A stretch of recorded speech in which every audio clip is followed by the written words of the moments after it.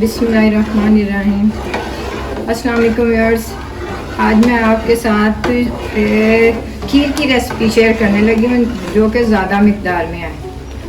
मैंने कहा चलें आपसे ये शेयर कर लेते हैं।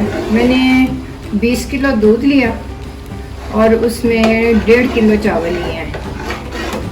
उसके अंदर 2.5 किलो चीनी गई है और दूध को उबाला आया तो मैंने इसके अंदर चावल डाल दिए और चावल बिल्कुल मैश हो गए हैं। तो अब मैंने चीनी डाली हुई है जो ये पकने लगी और बुबल आने शुरू हो गए हैं।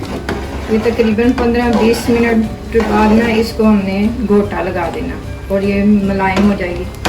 उसके बाद हमने इसमें डालने हैं और इसमें डालने हैं आधा पाव बादाम लिए हैं, उनको बारीक क्रश कर लिया और 5 से 6 इलायची के दाने निकाल के उनको मैंने पीस लिया।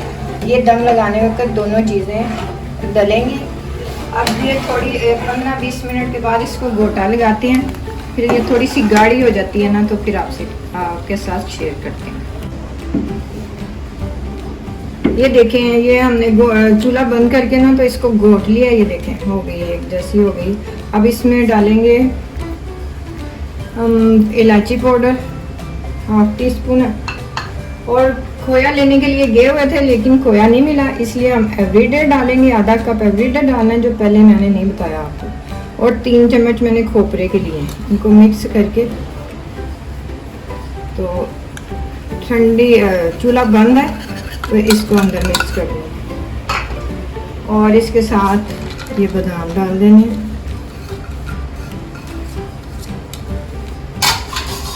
और इसको अच्छे से मिक्स कर लेना हमने इसके साथ।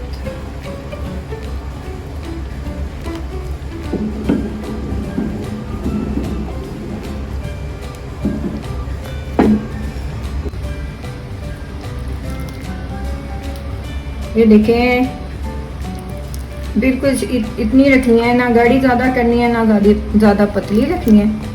इस हिसाब से ये बहुत अच्छी बनेंगी। आप इसी रेसिपी के साथ बनाएं।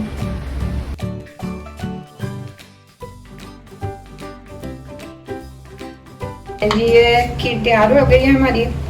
छोटी प्याली जो है ये आप भी चखें और हम भी चखते हैं और दाल वसूल करते हैं।